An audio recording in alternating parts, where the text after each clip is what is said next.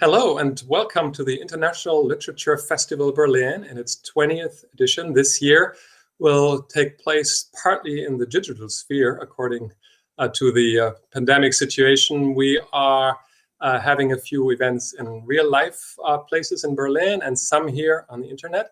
And my name is Lars von Törne. I'm a journalist in Berlin, and I'm very happy to talk today to one of the most prominent comic journalists, Joe Sacco in Portland. Hello, Joe. How are you? I'm good, and nice to see you, Lars. Nice to be at the Berlin Lit Festival.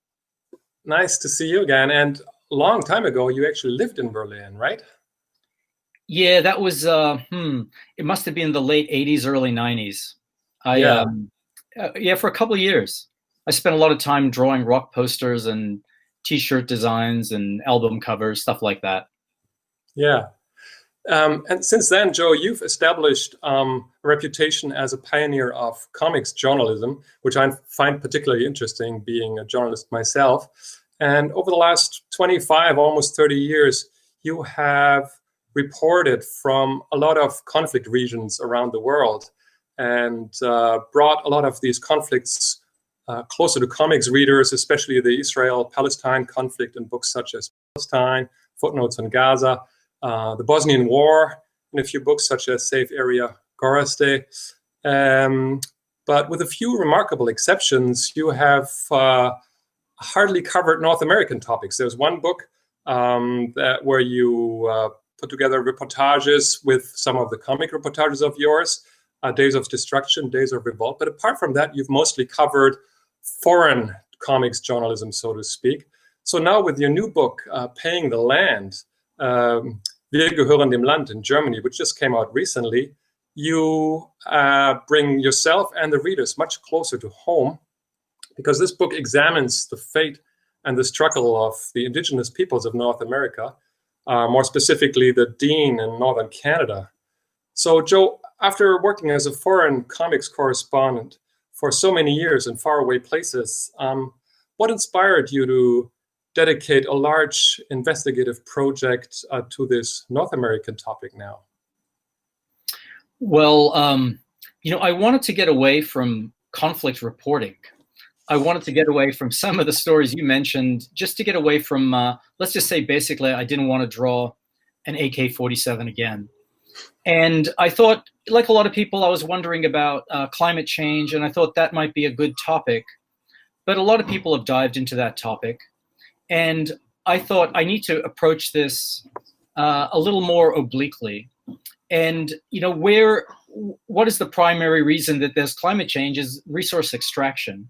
And who are the first peoples who are impacted by resource extraction? It's usually right at that point where resources are extracted, and those are indigenous people.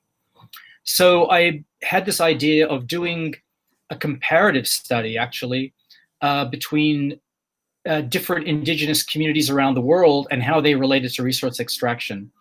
And Canada was the first stop because I thought it would be relatively easy. It was close. It was in North America. Most people would be speaking English. It turned out to be anything but easy. But I went up there and for a magazine piece. And when I was there, I realized it was a much more complicated story than I at first thought it was going to be. And it wasn't just a book about resource extraction. It was about colonialism also. And I decided to make a book, a longer project. And so I've devoted 4 years to it. Rather than being a short piece, it became kind of a long piece, its own thing, its own bigger thing. Yeah, maybe we can have a look at the cover of the German version that just came out with Edition Moderne recently. And as you said, it started out with an interest in environmental issues, land issues, but then it really became a very complex story of, a cultural genocide on the one hand, but also the struggle of the native people who are trying to survive and trying to find a way to reconcile their past trauma and to develop a future. Maybe you could tell us a little how you organized this project, because this is an enormous enterprise to investigate this project, especially with the complexity that your book conveys. How did you approach it? And maybe we can have a look at one of the pages while you're giving us a bit of an idea how you approach it in the first few steps. Okay. Well, basically, I had a contact up there, up in Canada, Shauna Morgan, and she was able to assist me with this whole project. In fact, she created an itinerary.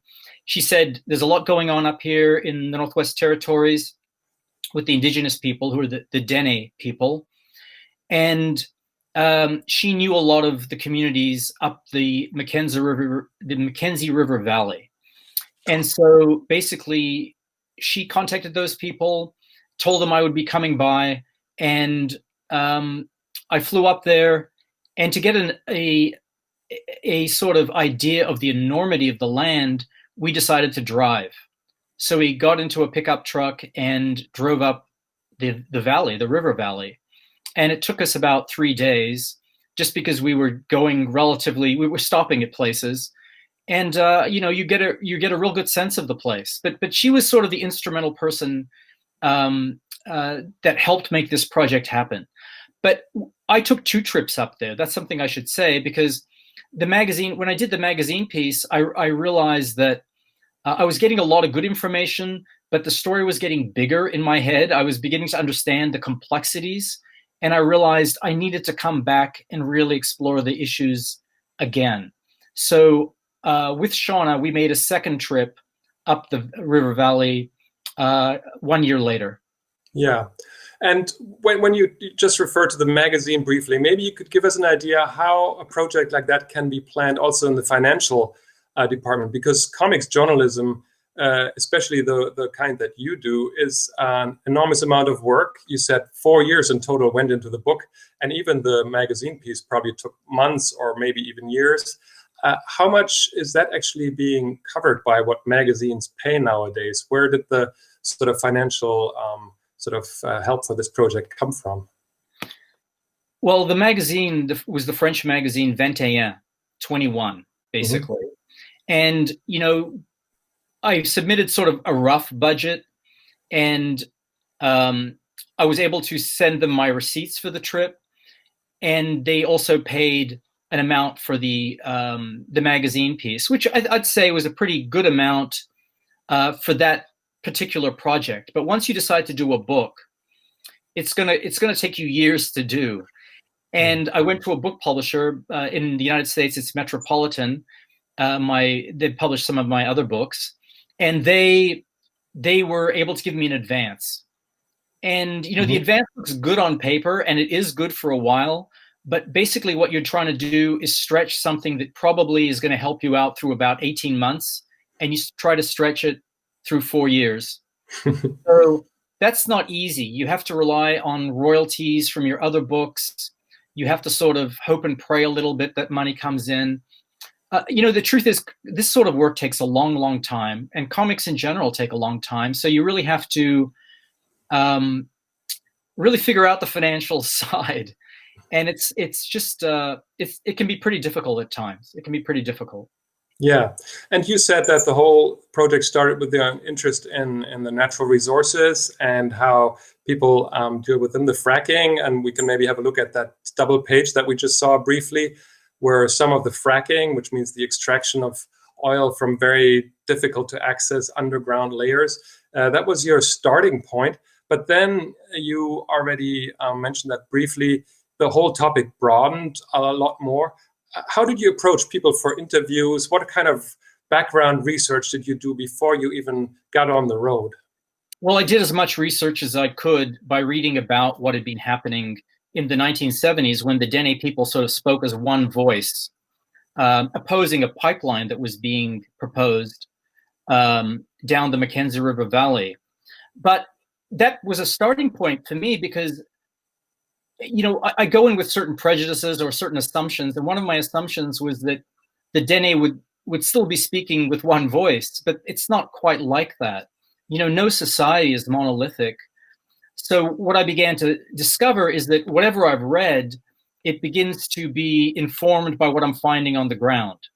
And what I was finding on the ground was that within communities, there was a lot of contentious debate about resource extraction. Some indigenous people thought that it was just a bad thing on its face because of the fracking process and these toxic chemicals that are shot down into the earth and that sort of thing. But then there were other people who were saying, come on, we live in this world today where we basically live by wages, and these are good wages. Oil industry, fracking industry, they bring in good wages for the working class people. So there's this, and there are people who are sort of in the middle. And there are people who are saying, well, if we bring in this oil money and the roads that will make this resource extraction possible, it means a lot of, other people are going to be coming here. There's going to be drugs and alcohol coming here. So you realize there's also a social component that's brought up. So, you can do your research, but when you're there, you begin to sort of feel what people today are saying. Mm-hmm. Yeah, that's basically it. Yeah. And I would say as a reader, that's one of the particularly fascinating things about the book, how the complexity of the issue and the multi-layeredness of the issue is represented by all the different people you talk to. Because as a reader, you experience the same of what you were just saying, that in the beginning you said it's a homogeneous kind of group. And then it becomes more and more complex the more we hear different people talk, and it becomes more and more multi-layered. So I'm wondering, how much is the topic still a blind spot in the public discourse in North America? Well, I'd say in the United States, we know almost nothing about Canada, basically. We sort of think of the Canadians as the North Americans who got it right, our benign neighbors to the north, where we seem like mad people in the US. So there's not much understanding. Now in Canada, they've actually gone through a process to discuss Indigenous matters. If you go up to Canada, and when I give talks, sometimes they will acknowledge, the people who are introducing me will acknowledge that we're giving a talk on the unceded ground of a First Nation or two First Nations or whatever it is. So there's more understanding of Indigenous issues in Canada. But I think in Canada, like a lot of other places, I think what people don't understand is that you can't really say colonialism has ended. It's ongoing in many ways, and the effects of colonialism are sort of unwinding and unspooling over time. So we're still living with the effects of colonialism, and I think a lot of, let's say, white European Canadians don't really get that. Mm-hmm. Yeah. I'd be curious to learn a little more about your work process while you're on the road, and maybe we can have another look at a page of yours, because there we see you actually go out like a classical reporter. You do interviews the way we see it here, and often we see you with your sketchbook there. We see you and your companion there. So I'd like to know, how is your work process out there the same compared to a classic journalist? Do you take notes? Do you actually transcribe interviews? Or is it more different because you look much more, for example, for visual elements, because your storytelling, of course, is much more visual than classic journalism? Maybe tell us a little about your work process when you're out in the field. Okay, sure. Well, basically, if you saw me work, you'd think I was a print reporter, because I spend a lot of my time interviewing people, taping our conversations, recording the conversations. I seldom do sketches, actually. So when you see me with a pad, that's a notepad. I was classically trained. I studied journalism, and I wanted to be a newspaper reporter. So that's how I think. However, because of the visual element, I'm taking photographs to remind me of certain places for visual reference. I take photographs of the people I'm talking to. And I also ask visual questions, especially for things I haven't seen myself. People are often describing what life was like at a certain time. In this book, for example, people are telling me of what life was like when they lived in the bush. So I do research in archives. And in Yellowknife, which is the capital of the Northwest Territories, there's a really good internet archive collection of photographs of how people lived, how they trapped, how they got their fur animals to sell, how they hunted, all that sort of stuff. You can find some of those sorts of things. And then when I'm really unsure about things, I would send drawings or pages to people so they could go over them and say, oh yeah, things look something like that, but actually when we had dog sleds, they the dogs were not side by side, they were in single file. That sort of stuff is really important. Yeah, that brings me to my next question. The way you talked about how you exchange your drawings with the people you interviewed, and then you get feedback, because often in your book you convey indigenous viewpoints. You let them speak with their voices. You sometimes even in the chapter headlines use we or us to speak for them. And I know that's a very sensitive topic, because whenever non-native people talk about native issues, there sometimes comes this accusation of appropriating their stories. So how much did the people you write about also play a role in how you put together the stories and how you convey your message in the end? That's partly also their message. Well, the main way I try to do that is just to use their words as much as possible. I mean, I enter into this book to some degree. I have my own opinions about things, and I give some of that throughout the book. But really, the 90% of the book is Dene people talking about Dene issues, or people who live in the Northwest Territories who know it intimately, talking about what life is like up there. So in that sense, when you're quoting people and letting them tell their stories, and you stand out of the way of their stories, that's kind of the best tribute I can do as far as that goes. I don't feel like I'm appropriating stories. It's letting people talk and quoting them. It's sort of standard journalism, really. It's pretty much standard journalistic practice. Yeah, maybe we can have another look at another page that shows an interview situation, because I'm also curious in terms of how you create and collect images, because what we see is, on the one hand, a story that you as the reporter have gathered and you tell your story, but then the images often show you as a third person, as if they were taken by another reporter, so to speak, or a photo reporter, because you are in the images too. So I'm wondering to what extent these situations, are they also based on photos that you have someone else take while you do the interviews? Or is it more something that afterwards in the studio you do and you sort of look at yourself from outside in a way? It's really sort of looking at yourself from outside in a way. I mean, there's always going to be a tension with comics and comics journalism between the quotes, which are accurate, and the drawings, which are obviously subjective. If you were a cartoonist, Lars, and you were drawing a pickup truck, and I was drawing the same pickup truck, they would come out looking very different from each other. I'm pretty sure of it. However, the important thing would be for people to recognize that that's a pickup truck.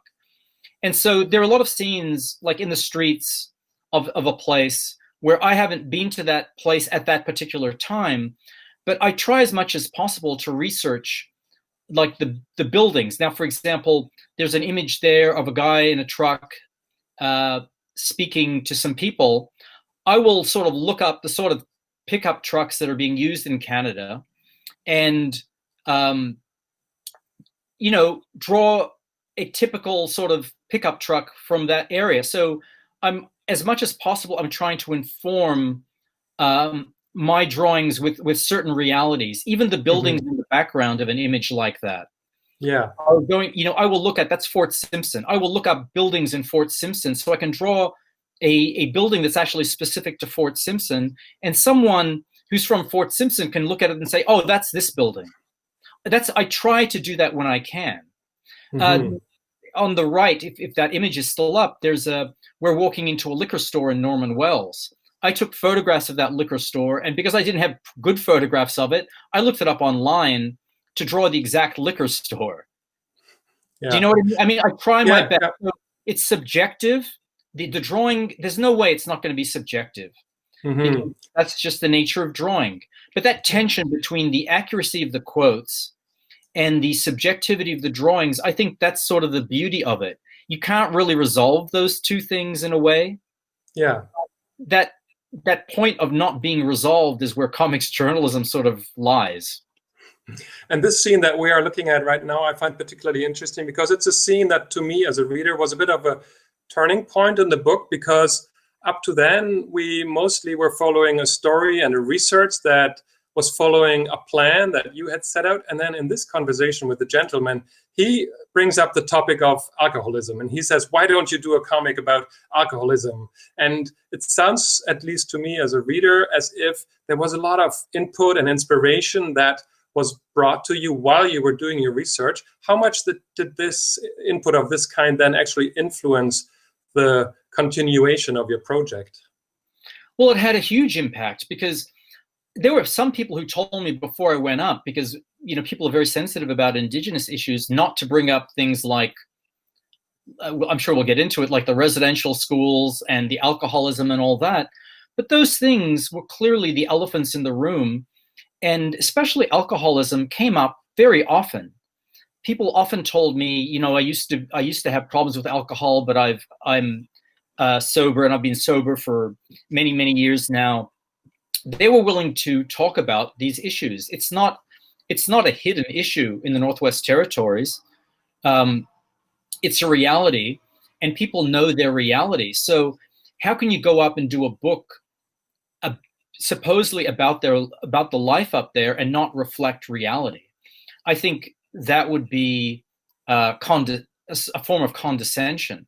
And I think you let the people talk about the problem themselves. That's the main thing. They talk about their own issues and the community's issues with something like alcoholism. But people were quite open about a lot of those sorts of things. Yeah. And then maybe we can have a look at the following page, because you already mentioned the term residential schools. And that is a topic, as you said, was sort of one of the elephants in the room. Residential schools were schools that were initiated by the government, often run by the Catholic or Protestant schools, where indigenous children were taken away forcefully from their families, were put into these schools to receive some kind of European education, but they were basically robbed of their cultural identity. And it's a fascinating and painful chapter of the history. And my impression as a reader was that this topic, while you were doing the research, became more and more important during the process of your research. Is that correct? Well, absolutely. I mean, ultimately, this is a book about land.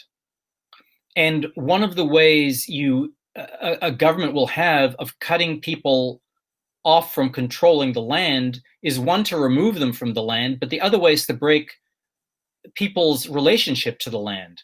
And that was the whole point of the residential schools. I mean, the whole point was to erase the indigeneity of the people, of the Dene people. And really that happened throughout Canada to all the First Nations and all the indigenous people there. And so they were basically trying to Christianize people, and they wouldn't let them speak their own languages. They would beat them if they spoke their own languages. And they sort of formed people up in Western European constructs that people like you and I might be familiar with, Lars, because we're used to being regimented. But the Dene people lived in communities in the bush where they were truly, I think, from the way it was explained to me, they had a very individual part. They were recognized for their individuality, but they really understood their role in a group, in the family group, and had a very important role. People really relied on each other. So basically, that strength of those communities was broken in the residential schools. And that's, I mean, really, if you want to trace, you can trace that directly to the alcoholism and all the other issues that Indigenous people have in Canada and other places around the world. It's often tied to these sorts of colonial structures that try to break the people, and in many cases manage to do it.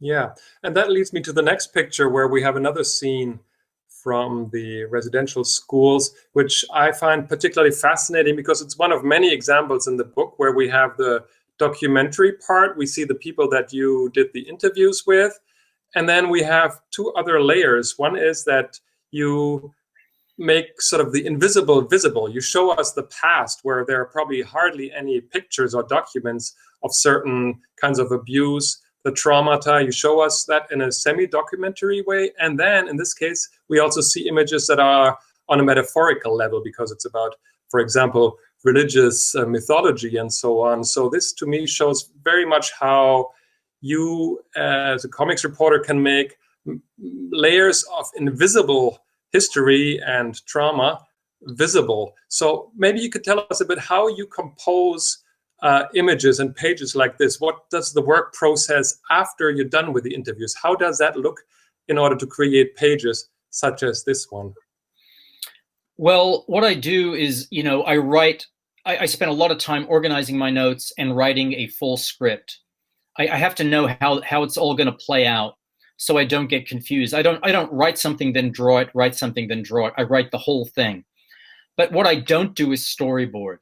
I don't plan out my images in advance. So all the images you're seeing are usually composed as I'm drawing there and then. Just as an artist, I need something spontaneous to do. But you have to think, what is going to be compelling? What is going to be visually compelling? And there you have the guy, Paul. His name is Paul Andrew, and he's talking about how how kids in these residential schools were Christianized. And one of the main facets of that was saying that they would be tormented in hell for these sins. And basically, he understood it. A lot of indigenous people have a very good critique of what happened to them. And he understood that really what they were trying to do was take something out of them and replace it with something else. And he said, they wanted us to be just like them. They're going to they were trying to remake us, is sort of how he put it. So how am I going to convey that visually? And I'm just thinking of all the images in Western art of hell. And in some ways I had a bit of fun with that drawing of hell, because there are these little Bosch, the painter Bosch or Bruegel, those Flemish painters from the 1500s. There's some aspect of that. It's almost like a westernized version of what hell is, with these, devilish little monsters pulling people or throwing them into the fire. It's a very dramatic way of doing it, but I give myself that permission to get to the real essence. Like, that isn't really a journalistic image, right? Someone burning in hell. But to me, that gets to the essence of what was being done to the children and what must have been in their thoughts when they began to buy that sort of Christianizing. Yeah. And I'm wondering if we can look at the next picture, for example, which once again shows a very dramatic and painful scene at the residential schools where children are being abused on a regular basis.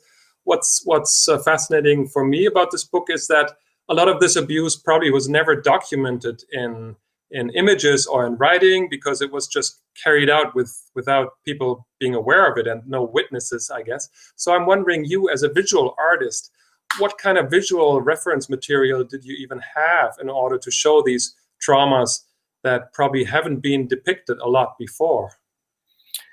Well, I mean, for example, the nuns there. I looked up what Catholic order was running the school that she went to, and I looked up the uniforms of that Catholic order. I can't remember, maybe the Grey Sisters. I can't remember exactly which order that was, but I tried to draw that true to form. The woman being the young child, her name's Valerie Conrad. I contacted her and I said, "Do you remember when that nun was beating you with your running shoe?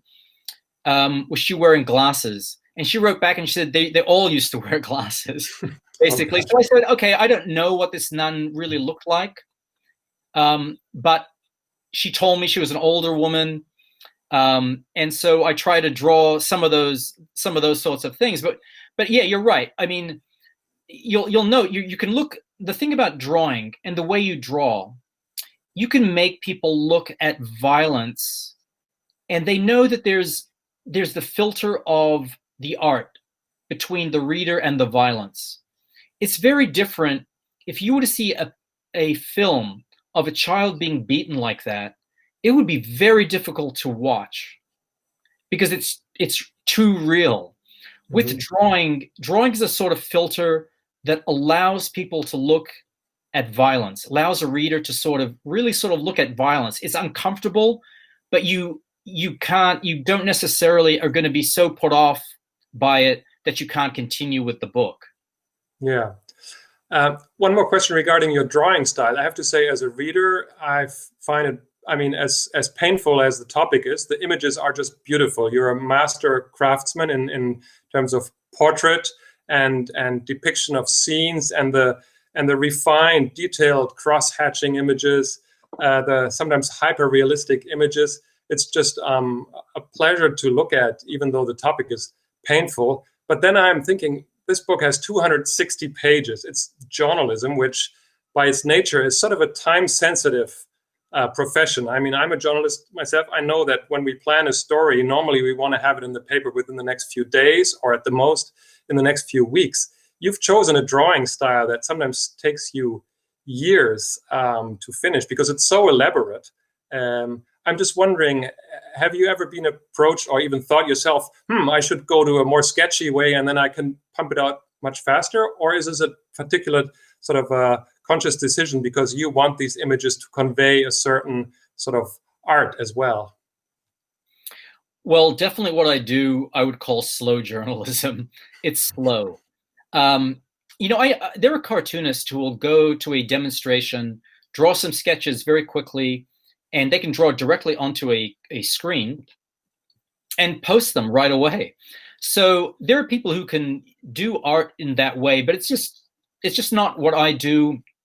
I'm not really, I wanted to be a news writer when I started out in journalism, but the stories I try to look at are deeper, longer stories. They're not sort of this incident that just took place 10 minutes ago and I'm going to draw it up. The stories I'm doing often are weighted in history. So if I'm talking about what's going on with the Dene people today, you have to talk about what happened to them in the past, because the past and the present are very intimately linked. The same is true of my work in the former Yugoslavia. The same is true of my work with the Palestinians. You cannot, as far as I'm concerned, you cannot separate the present from the past. And that requires for me a sort of slower way of thinking about things and looking at things and seeing the connections that we live in contexts. So that is my main emphasis. So when I draw stories about residential schools, it's not enough to say, oh, well, that was something that was wrapped up by a commission who issued a final report about it, and that's over, because it's not over. Because the consequences of those residential schools are still apparent today in what's happening in indigenous communities. So showing the past and the present linked up just requires me to go a bit deeper, sink into the story, and just let it be what it is. And a lot of these stories to me are very universal. They still pertain, unfortunately. Mm-hmm. I'd like to briefly expand on what you were talking about, the possible impact of the book, how it also affects readers, and maybe even the political perception of certain topics. What kind of responses to your work would you hope to get from the public for a book such as this one? Well, it depends who it is. I mean, if it's a European or a North American, let's say a Euro North American audience, I want them to sort of understand that colonialism, which they think of as in the past, is ongoing. It's ongoing in the effects on people, and it's just simply ongoing politically today in many parts of the world. I want them to understand that. I think that's the main thing. And the other thing is to say what it is about indigenous communities that is worth us really looking at and examining and thinking about in relationship to our own lives. And one of those main things is the humility with which indigenous people approach land. I mean, in English, the book is Paying the Land. That's the name of the book. Mm-hmm. And that refers to before people do anything on the land, like put up their tent, start hunting, indigenous people give the land a gift because there's like a reciprocal relationship with the land. If the land, you don't own land, land owns you, and you're part of it. And I think that sort of humility would be really a wise thing for Euro-Western people to imbibe. Mm-hmm. It's, we have to look at the world in a different way. And of course, we're not indigenous people, but we can look at how other people look at the world and say, oh, that's interesting. I mean, I personally was taught something about that. So that to me, I hope readers will get a bit of that themselves too. Yeah, and I'm curious, to what extent have you already received feedback from the people who are portrayed in the book or other members of the indigenous community? Because one of the great things about this book is that it reduces a very complex issue to images and words that are easy to consume on the one hand, but it still conveys many layers of the issue and some conflicting issues where also within the indigenous community there are still conflicts, ongoing conflicts, increasing conflicts that you also talk about. So how much did you get feedback to your work? How much maybe even criticism from members of the Dene or other indigenous communities? Well, the people who have contacted me personally who were in the book, they seem to view it positively. Other indigenous people have been pretty good about it, I'd say. I mean, there are some people I really admire, indigenous intellectuals or thinkers, who have told me that the book is okay with them. And if it's okay with them, that means quite a lot. The one person who wrote to me, Paul Andrew, who I depict in the first story of the book, his opinion of the book mattered to me quite a bit, and he seemed quite behind it. I mean, to me, the book isn't gonna. I think if you're an indigenous person living in the Northwest Territories, the book is you're generally going to recognize yourself, I hope, or recognize the community, but it can't go into every aspect. I mean, someone from there is going to know a lot more than I will know. But I hope it sort of opens up conversations between indigenous communities where they can see that there are many different viewpoints. And I hope those viewpoints have been reflected as well as they can be from that person's point of view. Mm-hmm. Yeah.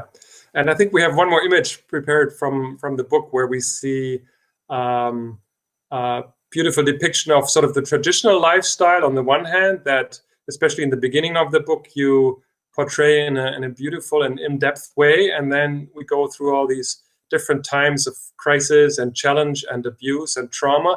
But towards the end, the sort of circle comes almost to a close where you introduce a few younger members of the Dene who try to reconcile the past and the traumatic past, but also the idyllic past with some kind of future. So I'm wondering to what extent the slightly optimistic end is also reflecting a certain optimism that one could have, that the community still has a future if these younger people that you portray in the end sort of take over and take on a certain responsibility in the future. Well, I think indigenous peoples around the world definitely have an uphill battle with what's happened to their communities, and just going forward, I think it's quite difficult. But yes, I found young people who have a very solid critique of the West and what the West has done to them.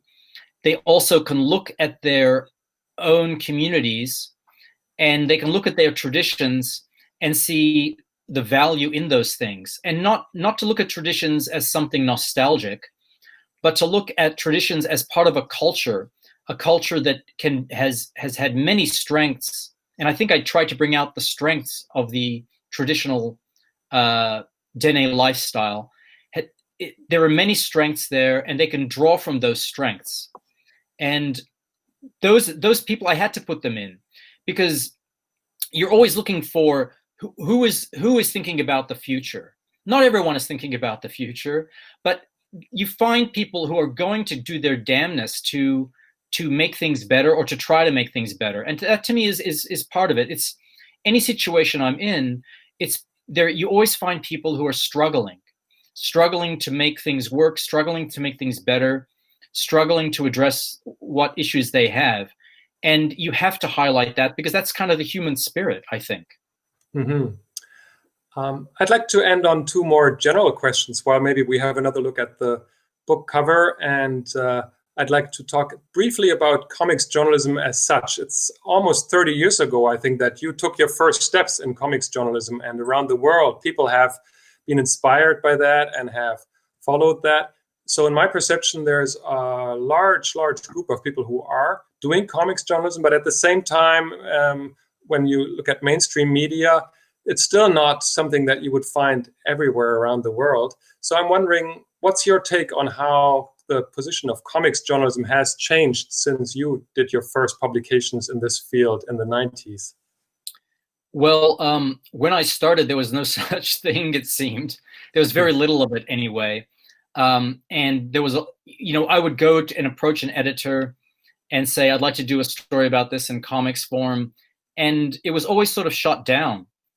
So I basically had to just create something, and just by chance, by luck, I'm not going to say by talent, but people began to notice it, and it began to sort of be established. And there are a lot of great people doing stuff now, I think.